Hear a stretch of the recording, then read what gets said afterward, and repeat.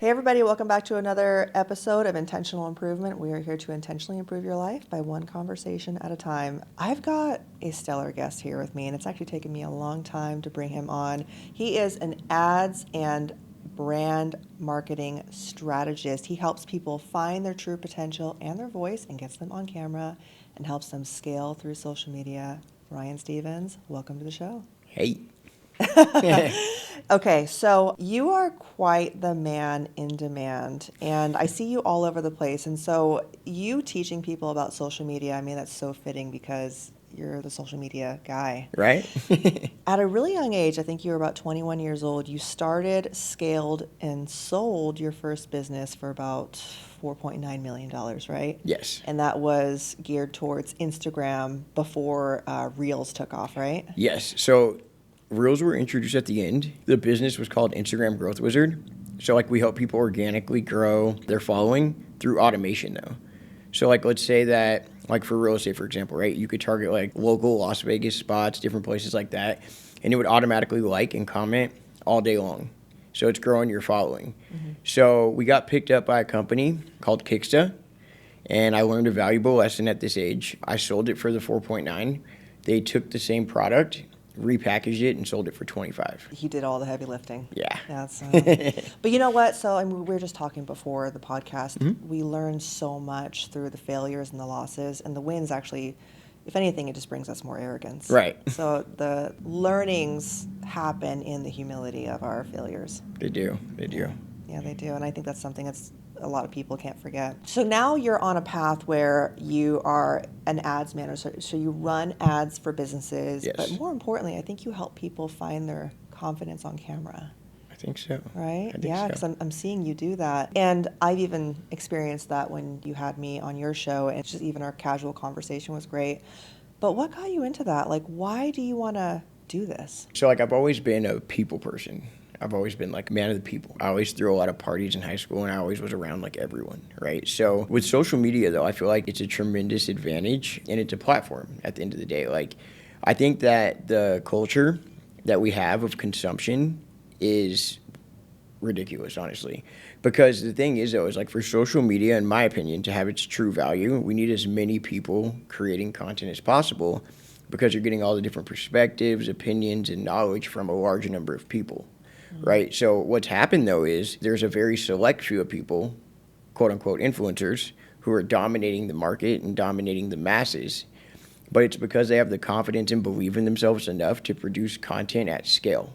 Mm-hmm. Right? So, when I work with my clients, I'm look, you want to grow on social, you want to grow your business on social. So if it was 10 years ago, you could produce 5 reels a week, and you would probably grow pretty rapidly. But now everyone's producing content. So in order to really grow, you have to produce content at a faster, more efficient rate than your competitors. So I'm all about building the confidence up in people to consistently want to make content. Yeah. So what do you think is the hardest part for people to really start creating content? And then once they create it, what do you think is required to create great, resonating content? I think that for most people, and I see this every time, I'd say 9 times out of 10 when I shoot with people, I actually didn't see it with you though. You were great, right when we were on camera the first time, right? Okay. But most people are very judgmental and critical of themselves. And that's something that really impedes growth because it stops the production of content. So they're looking at every little thing. And the funny thing is the only person looking at every little thing on your videos is you. And I even do it too, but once I really start growing, I was okay, it's good enough. It's never going to be perfect or how I want it to be, but I just have to produce it and put it out there. Yeah. Right? So, besides that, though, the main point of creating good content and content that resonates is authenticity. So that's why actually a lot of times I will see flaws in my content, and I could reshoot it and do it better, but I don't on purpose anymore. I just put it out there. Yeah, it's amazing. The guest I had before you, so she is a high-performance coach who teaches people how to get paid speaking gigs. Nice. She used to be a professional anchor prior to that. But she said the number one thing is people focus on themselves more than the person they're trying to serve. Right. And at the end of the day, everything, it's really not for us. It is meant to contribute back to the people. Right. We have to give it back to someone else. And I think for me, when we did our interview, I really didn't focus on what I thought about the message. For me, I thought, how will this resonate with somebody who needs to hear this? Right. And that was it. And that's just the way I've tried to show up. Of course, I think being on YouTube and Instagram has helped. Yeah. But I definitely resonate with that. I think like the authenticity part though is that here's like the paradigm between this, right? So people know that they should be authentic. I feel like especially people that create content, right? But the problem is like the judgment and the self-doubt, you know? So like everyone has this perception of how they want to be perceived in their head. And they're like so busy trying to show the world that version of themselves that a lot of times the authenticity isn't there. And I think that's what impedes growth for most people on social media. So let's say that you have a new client that comes to you and says, Ryan, I want to be authentic and I want to become a paid speaker, but I have no idea even how to do it. What would you say would be the first like baby steps that they would take to finding and creating and using their authentic voice? Okay, so like typically it's funny too because that's a main question, but the problem is though is there's even a step before that because most people have seen stuff online and they have people that they kind of try to portray. So first you have to break that to try to get to the authentic version of that person, right?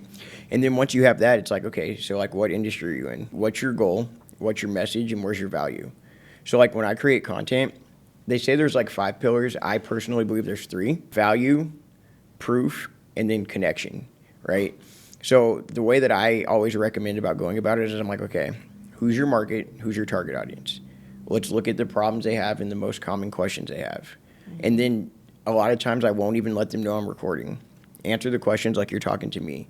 And once you can get to a point where you do that and you know like the stage voice people put on like, hey, yeah, like don't do that. You know, just be you and act like you're having a conversation like this, you know, and I found that that's what helps get the message out. And people know when you're authentic and people know when you're not. Yeah, I think that when you're not authentic and you're not truthful, I think people can smell that because people are, the consumer is very smart today. Are. I was just talking to the other interview. People know when you're gatekeeping too. Yeah. And if you think that your audience is not smart enough to figure that out, not only did you lose a potential raving fan, but you also lost credibility. You do. And like the one thing I have, like some people say I do it wrong. But like when I meet with someone, I will literally give them every piece of value and every nugget I have. Like I don't care. I'm all about sharing it.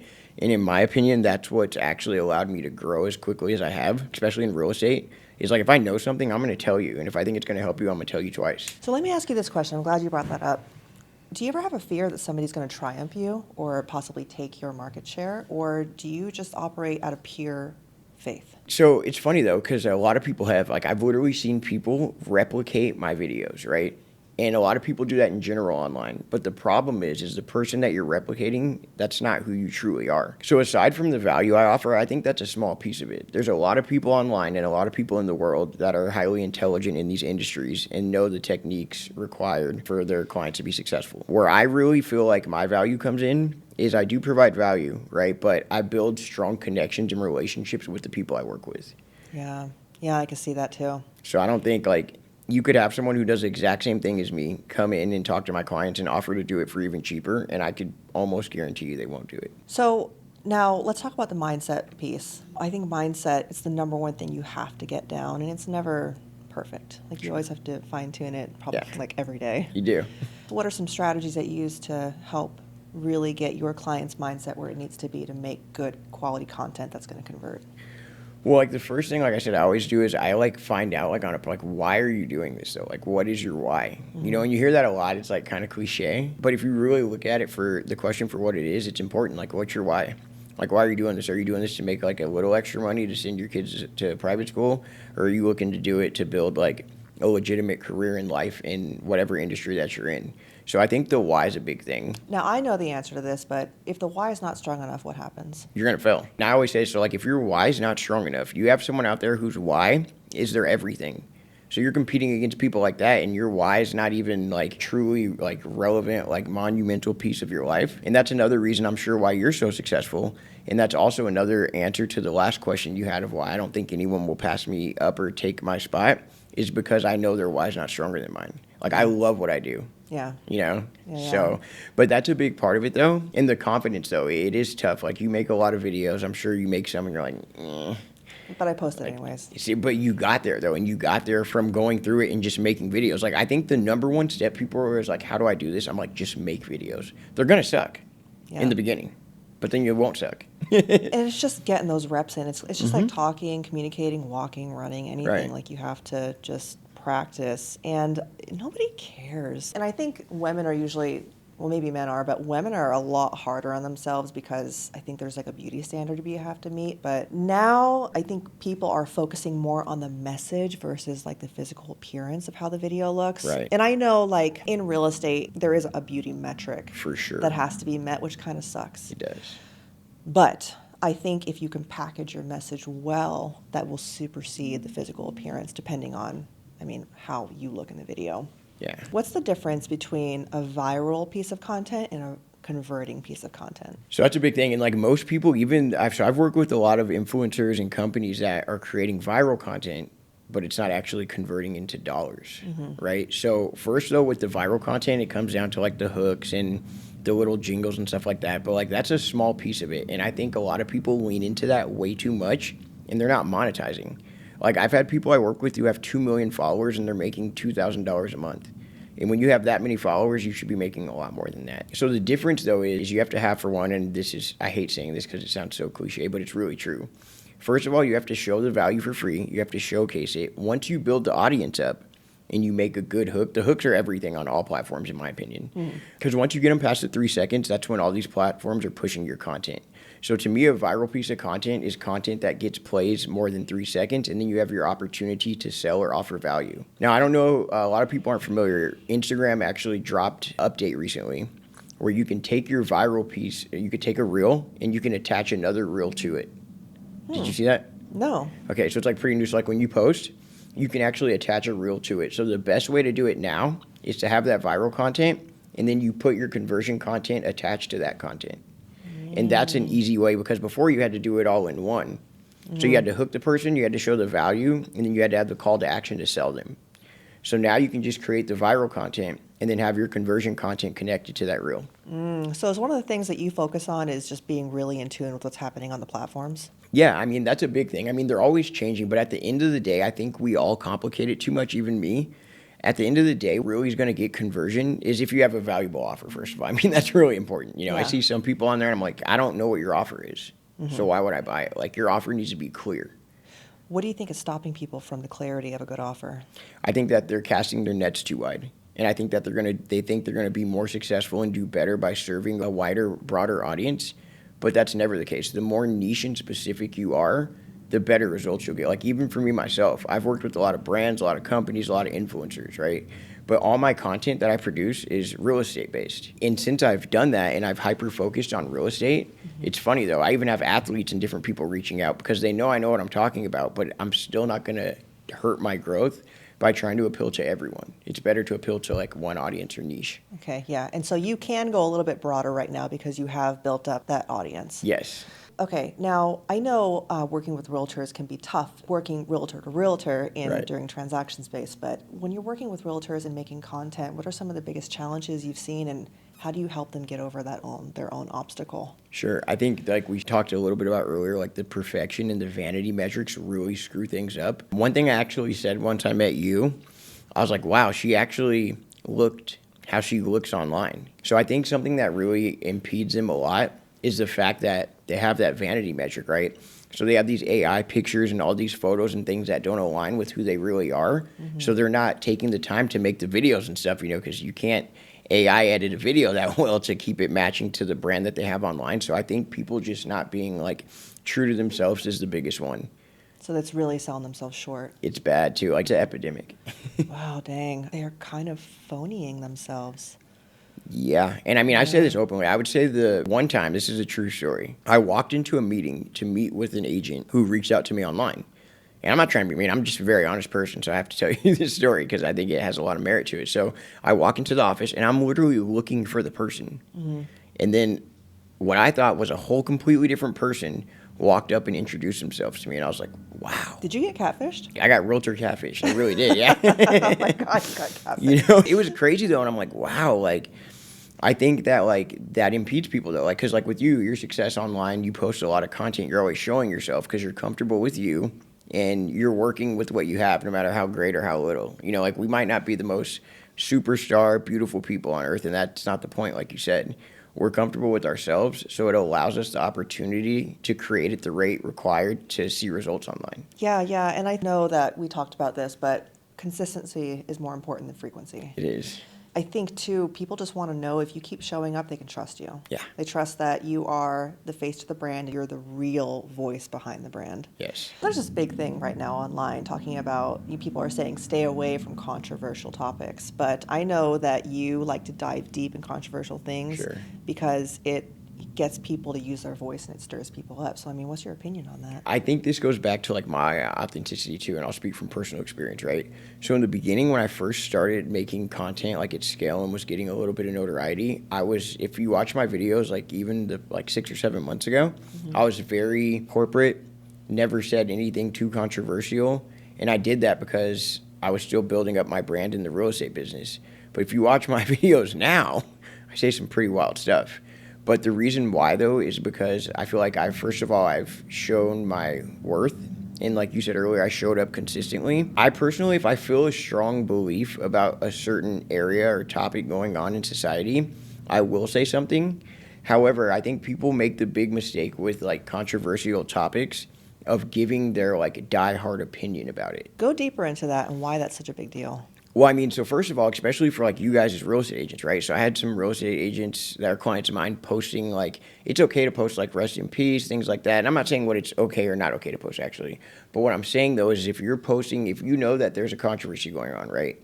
And there's two sides of it. You know, typically there's one side this way, one side that way. And you're posting in favor of one side. Wouldn't you think you're going to lose people on the other side? Automatically have. You know? So that's my thing. Like I stay neutral, but I still give my opinion, if that makes sense. Yeah, let's go into this because this is good. I think you should always speak the truth. Yes. Because it is going to cause polarity. Not lying is easy, but telling the truth is hard. Very. And there's a big difference between the two. And I think it's important to have conversations. It's important to have debate. It's important to share your voice because it's actually written that we are supposed to speak. We are. We are. You can't keep the thoughts in. And so where you truly know what is in the heart and the mind of a man is what they say. Right. But yeah, I think speaking, even if it does cause polarity, is very important. And I think this is, okay, so here's what I do personally, right? So when I work with someone, I dive all in and I give it my all. So I've had like various consultations or referrals where I've had clients I was supposed to work with, but I met them and like I didn't like them. I'm just being honest, you don't like everyone. So I didn't like them. Sure, I probably could have helped them, but not the same way I did as if I liked them. So like, and I tell a lot of agents, I still have clients that are like, wild or crazy. And what I've seen from like the more successful agents is they'll cut it off and shut it down because they're saying like, look, this like isn't working. This person's rude, disrespectful. Our energies don't align and I can't properly serve them. And I think that's another part of my success is I work with people I like. And you have to too. And You know? you and I both have a better half, right? We have Yes. a better half at Yes. home and we have kids. Yes, We bring that home. we do. And the thing is, if your home life is damaged and if you're bringing bad spirits home, nothing good will come of it. Exactly. And you have to take care of that, the place where is considered your sanctuary. You do. And I'm big on like, I guess kind of a slight bit of Buddhist practices, I guess not so, like more so like energy, right? Like I'm big on energy and I can feel energy and feel vibes. And I like completely avoid like any constant negative vibes in general. Mm-hmm. Like, you know, if it's not like adding value to what I'm doing, even if it's not from like a monetary standpoint, mm-hmm. but even like knowledge or even like positivity or even anything of some sort of value or positivity, then I stay away from it. Yeah, it is bad spirits coming in. I don't know if you, do you believe in God? Yes. Okay. Well, God, it's not that he will not lie, it's he cannot lie. Right. And he will never tempt you. Right. It's always the lesser side that will tempt. Yeah. So, and you know, they always say, fear the creator, not the created. Mm-hmm. But yeah, no, I think that's really good that you know that boundary and you know exactly what you want. And I think people too, when they're creating content, if they don't have that clarity, if they don't really know who they're meant to serve, they're just going to talk all over the place. So like, let's say you're working with somebody and they say, Ryan, I want to build a brand, but I don't really know how to bring my people in and convert them. So obviously like talking about what you do and how you solve problems is important, but what's the other key metric that people are missing in converting their followers into dollars? So the first thing is like, okay, so most of us know the sales funnel, the top sales funnel. So the top of the sales funnel is awareness, right? So your content should create awareness. Mm-hmm. The big part that I think people are missing now and this wasn't a thing when I first started in this, you could create awareness, make people engage, and then you could sell. It was way easier. 3 steps. But now with so many people being out there, and I think most people would disagree with me on this, but I know that I'm right. So I would say the part that most people are missing is the connection part. Like they're trying to look so perfect and be so great online that they're not building connections with their followers, and their followers don't know them. People work with people who they like, know, and trust. And you can actually accomplish that through social media when used properly. Trust and authenticity is the new currency. It is. And you can build trust, though. This is why it's so amazing. And this is, I was talking to my buddy about this. I was like, I could take any business. I actually want to challenge myself in the next couple of years. When I have more free time, I could take any business and turn it profitable through social media. I'm actually going to challenge you on that, because if you give yourself 2 years to do it, you'll do it. But if you give yourself 6 months to do it, you'll do it. Exactly. So Okay. Why don't you do it sooner? I just got to figure out what the product's going to be. But maybe I'll let my followers pick. But it has to be like a service, not a product. Put out a poll. If you put out a poll or like do a question, your followers will always tell you. They will. And that's the thing, too. Like, that's why. So with you, by the way, you do a great job. I love your content. Thank you. I really do, because like I have a lot of people ask me to come on podcasts, and we met and we had that one short interaction. But this is how I know what I'm saying is true. I do feel like I know you a lot better than I know you, because I watch your content. Yeah, thank you. So you're doing a good job. Thank you, thank you. Yeah, I think if you do your content well, the sale is done. It is. Like people, they already know who you are, and they know they can trust you, and they know they want to work with you, and all you have to do is prompt them with a call to action to reach out. Yes. Yeah, I think the biggest fear I have is, and also I'm trying to teach this to my 10-year-old, you don't ever want to come off as the person that you're not. Right. Because then you got to resell yourself That's tough. on what they thought you were, and now they don't trust you. And like the other side of that also, though, is right, is like when you're not aligned with yourself, and let's say you're creating content a lot and you have a different personality or a vibe that you portray yourself as when you're putting out that content, where's the line drawn between you and the character in your videos? Yeah, no, absolutely. That's a big thing. All right, so let's talk about scaling, because I know that you've taken some no-names people and you've scaled them to massive, massive brands and names. So when you're taking somebody and like they're creating content and now you're getting some traction, obviously you have to watch the analytics and understand what's hitting, what's not, CTRs and all that. How do you scale them to that next level to not only have conversion, but now a higher view count? Okay, that's great. So I had to do this for myself. I reached a plateau. So I was at 300,000 views a month on my page. And I was like, okay, how am I going to get this higher? And it's actually pretty simple. You got to dig deeper. And what I mean by that is like, so now my content, and same thing for the people whose pages I'm growing, I've shifted from more so like the shallow content, I guess you could say. And now I have like stuff where I'm like joking around and showing my personality more. And it really makes a big difference. You too. Yeah, you're so relatable. I think people want to work with people. They don't want to work with AI. They don't. And like, so here's what I've noticed now, though. When you build up a brand, right, and you show that social proof and you show that authenticity, like, so now, and I've always kind of been like this, I use attraction marketing. So I don't call anyone, I don't text anyone, I don't do anything. I produce content, I show my results, and I collaborate with people in the industry. And when people see that and they see who you're working with and they see what you're doing, and you're constantly like, my goal is to be a source of information, right? So if you're a valuable source of information with a little bit of relatability that builds connection, and then you have the proof to go with it, your clients will literally come to you. So how do you coach somebody to find the relatability and showcase it on their social media? So like, it depends on the person, though. So I'm going to be honest, and some people might disagree with me. There are some people out there, maybe the more introverted people, that I would say, look, we should use another avenue to do this. I think it does take a certain kind of person to consistently create video content. I think it does. And not saying that the other person can't, but you're never going to see the same kind of success in numbers that someone like yourself or like even me that we would see if you're not the kind of person who's like, we're people, we're outgoing. And don't get me wrong, you still can make content like that. But I always assess the person and their personality.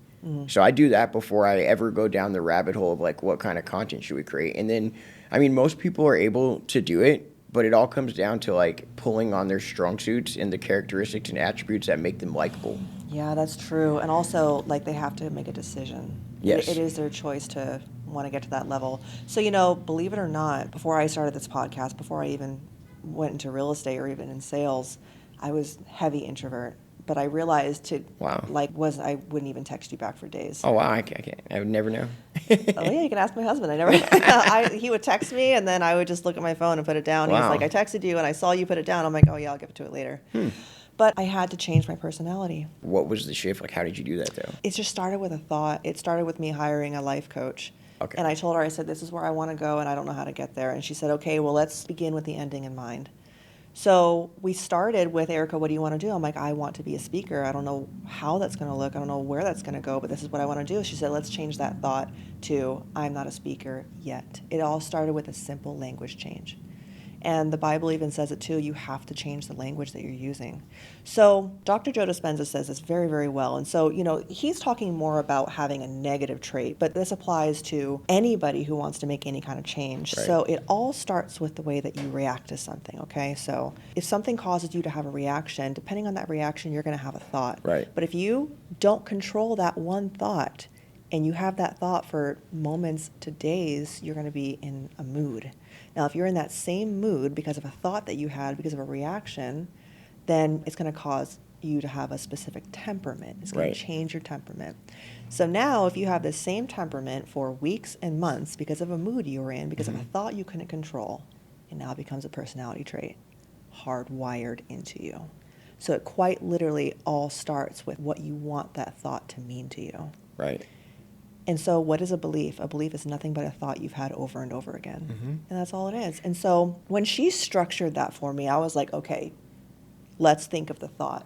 And so it just came down to me just making very subtle changes in the way I did things. And then eventually my brain found the evidence that the thought was true. Wow. And that's how I started becoming extroverted. See, that's awesome. I'm actually going to steal that and use that with the clients who I said maybe shouldn't start creating content, because you're right. So like for me, that was like a life coach. I don't have my clients at that level, but I'm definitely going to start sharing that with them now, because like you're right, you can rewire your brain.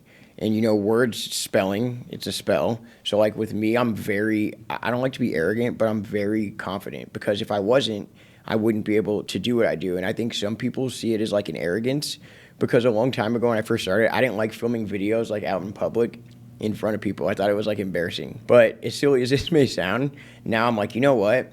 They're lucky to get to see me make this video. And not that I believe that, but that's how I think of it in my head, to be able to do it. But you've earned it. You've earned that pedigree. You've put the time in and you've developed the belief because you kept doing the actions over and over again. And so, no, I think people are starving and begging to be led. They Yes. really are. The sheep is always looking for the shepherd.